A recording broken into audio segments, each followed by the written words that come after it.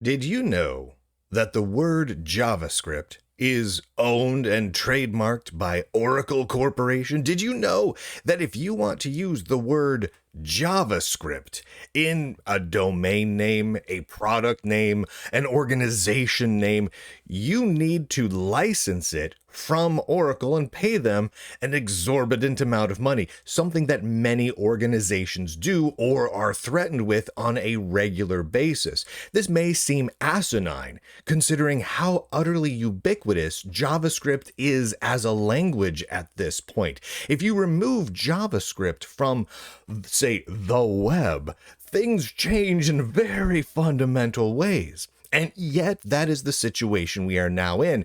But that might be changing. The creator of Node.js, Ryan Dahl, has filed legal action with the U.S. Patent and Trademark Office to cancel the JavaScript trademark officially. I'm going to read this from the blog post over at Deno.com right now, because this is fascinating. On November 22nd, 2024, Deno, the corporation that Ryan Dahl created, formally filed a petition with the U.S. Patent and Trademark Office to cancel Oracle's trademark for JavaScript. This marks a pivotal step toward freeing JavaScript from legal entanglements and recognizing it as a shared public good. If successful, the petition will eliminate barriers that have stifled community use of the name. Conferences could reclaim titles like JavaScript Conference instead of settling for JSConf. Or the language specifications could finally drop the cumbersome ECMAScript moniker and be known simply as the JavaScript specification. Communities like Rust for JavaScript developers would no longer fear legal threats over their use of the term. This is absolutely fantastic. In my personal opinion, the fact that Oracle holds on to the JavaScript trademark rather stubbornly is ridiculous in my opinion. And this particular dispute over the JavaScript trademark outlines 3 claims. I'm going to read a little bits of them to you now, because I think they make a very good point. The first, claim number 1, is that JavaScript is a generic term, right? It is a simple term. The term JavaScript, as they say, has become the universal name for the programming language as defined by ECMA-262 specification, right? ECMAScript, as people regularly call it. But it is the generic term. People say JavaScript. You just say JavaScript, right? And they go on to point out that Oracle neither controls nor has ever controlled the language's specification or usage. So they own the trademark to something that they have no control over and don't really do anything with. It's fantastic. It's a crazy thing. It'd be like if I had the trademark for Microsoft Windows. I don't make Windows. Microsoft makes Windows, but Microsoft has to pay me for usage of the name. Like that would be insane, right? If I did nothing with Windows at all, but I own the trademark for it. That's sort of the situation that's happening here. The second claim is that Oracle committed fraud, and honestly, this is wild. I was unaware of this prior to reading through this legal action.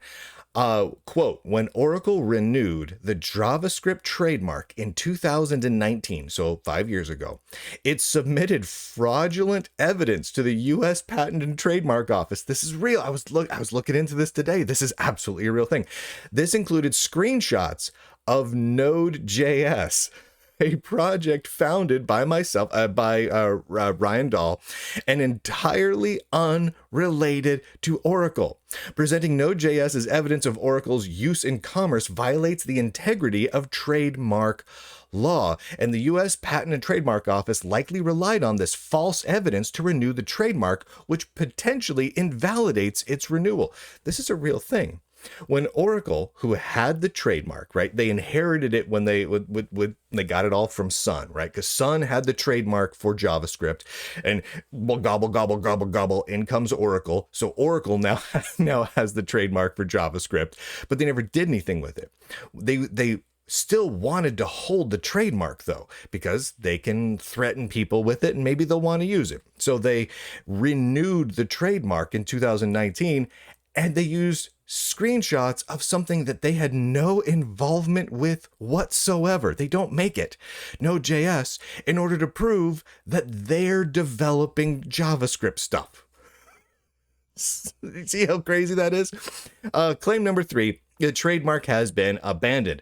Quote, Oracle has abandoned the trademark through non-use. The petition demonstrates that Oracle has not offered significant products or services under the name JavaScript in years. And that seems to be true. This petition builds on an overwhelming community support. They put forward a petition, an open letter just a few months ago along these lines in order to try and get Oracle to simply open up the trademark willingly. That particular letter was signed by over 14,000 developers, but most importantly, by Brendan Eich, who created JavaScript. The creator of JavaScript signed a letter saying, yeah, Oracle, you need to open up the trademark for JavaScript. That followed up a 2022 article that tried to encourage Oracle to do the same thing. What's interesting is Oracle never responded to anything, right? None of these petitions, these 14,000 developers, including Brendan Eich and the creator of Node.js saying, Oracle, you've got to give up the trademark for JavaScript. Oracle never even responded. Oracle never came out. Crazy Larry Ellison never walked out and said, no, we're keeping it. They just ignored it entirely. Crazy. So what happens next? So Oracle has until July 4th, 2025. So this coming January 4th, 2025. So a little over a month from now to respond. If they fail to act, the case will go into default and the trademark will likely be canceled. Okay. All right. So that's interesting. I'm going to move forward here because the timeline on this is actually kind of lengthy. So if you guys are thinking, oh, great, come, next spring, we might have a free JavaScript trademark and we can start using that word again. Oh, hold on. So according to the, let's see, what is this here? This is the notice of institution of a petition to cancel the registered trademark. This is the U.S. Patent and Trademark Office sent this letter to Oracle, which includes a preliminary timeline and schedule. So Oracle has to respond by January 4th. So that's, like 40 something days from now.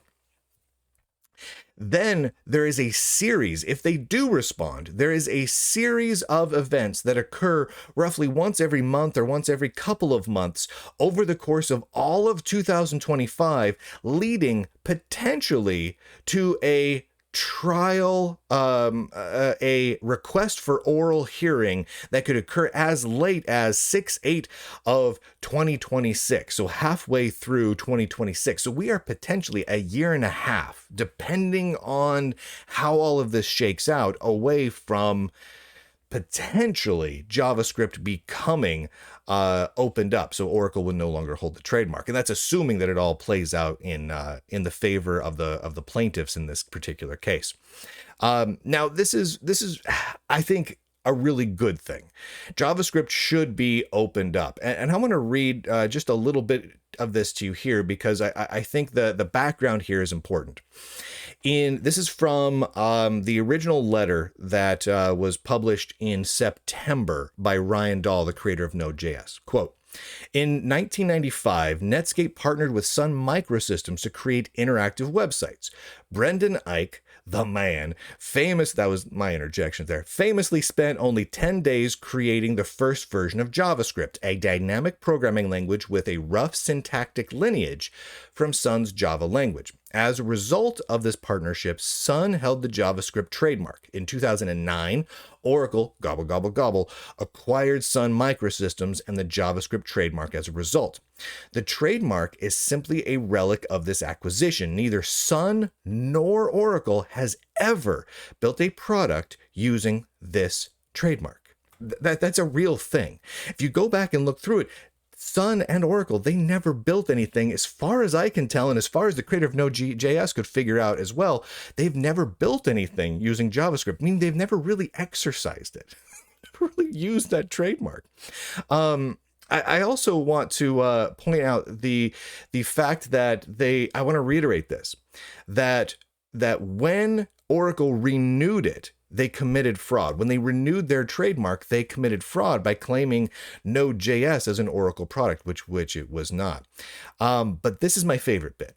Of all of this, this is absolutely one of my favorite bits.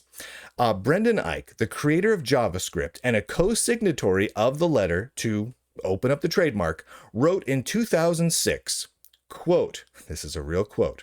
This is a quote about ECMAScript, right? ECMAScript, which everyone is forced to use because they can't use the JavaScript name. Quote, ECMAScript was always an unwanted trade name that sounds like a skin disease. End quote. I love that. I absolutely love that one. Okay, so all of this is happening. Where the petition is underway that formally was accepted. The filing date was on November 22nd. It was formally accepted and sent around on November 22nd and sent out to Oracle on November 25th. So that was this last Monday, and it is out there in the world right now. So I reached out to Brendan Eich because Brendan Eich created JavaScript, and in my personal opinion, his opinion on this matter is kind of the only one that matters. That's just me. He created the gosh darn thing. If Oracle has never actually exercised their trademark for JavaScript, and they haven't, if the previous owner, Sun, never built a product around JavaScript called JavaScript or anything like that, and they didn't, and at this point, even the renewal of the trademark was done fraudulently by Oracle using other people's products, which does seem to be the case, then at this point, the only person I actually care about what they think is Brendan Eich. Because he made it, it's his.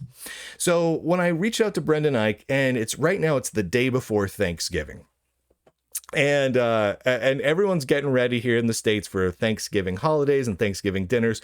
I reached out to Brendan, and Brendan's like, oh gosh, man, I have a day off. This is like the only day off I've had in like 80 bazillion years. So I don't really have time to come up with like a good quote for you on this. But here's a tweet I made some years back in 2018 about this general thing. Feel free to quote me on that. I'm like, gotcha, buddy. So Brendan Eich said back in 2018, quote, several years back, a vice president from Oracle who was involved in the ECM TC39. So TC39 is the Technical Committee 39, or the one that was handling ECMAScript, aka JavaScript. It was the technical committee behind JavaScript. Tried to get the trademark donated to the ECMA. That effort failed, but even then, it was not clear that the trademark was actually defensible. And Brendan suggested maybe someone should start a Kickstarter to fund fighting this trademark issue. They also pointed out that Mozilla has a license, which someone managed to get Sun to do it just before Oracle bought Sun. So like Mozilla has a license so they can use the term JavaScript, or at least they did as of 2018. In the 1990s, he goes on to say, Sun lawyers ran wild looking for Java trademark trouble, even harassing a man whose name was Javanco, who ran a site with the domain name Javanco, JavaNCO.com, just because the domain name started with JAVA. I recall that he prevailed in that one. So this isn't companies possessing a trademark and running around wildly suing people that they feel might infringe on that trademark, nothing new. We can all think of so many examples of companies that have done that. But normally, it's companies that at the very least are out there defending trademarks that have something to do with what they make, right? That they actually make a product about, right? Microsoft defending Xbox, right? Because they actually make something called the Xbox. Nintendo out there trying to enforce trademarks around around the word Switch, even though it's a common word, but at least they make a product called Switch. But here we are with Oracle, and they're trying to enforce the usage of the word JavaScript, and they don't make anything called JavaScript. or even with that in the name. And they even committed fraud trying to renew the trademark. So here we go. We'll find out how this is gonna unfold. Oracle has until January to respond. Now, the best possible result, in my opinion, would be either if Oracle just doesn't respond between now and January, and so is basically defaults it, and most likely will lose the trademark at that point, or even better, wouldn't it be great public relations for Oracle to say, you know what, we've been thinking about it. Sorry we've been quiet on this, everybody. Sorry about that, but we wanted to really think about this.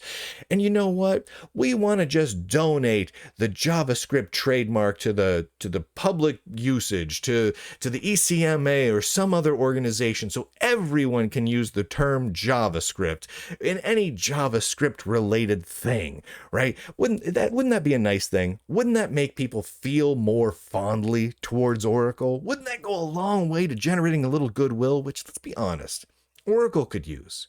It's very rare that you ask someone, what do you think of Oracle in the tech world? And they think, oh my gosh, Oracle is just the bee's knees. They do nothing but nice stuff for everybody, and they're just super great about licensing and freedom and everything, and it's just gosh darn fantastic.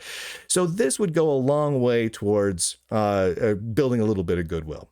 But we'll see what they do. They've got until January 4th to do something.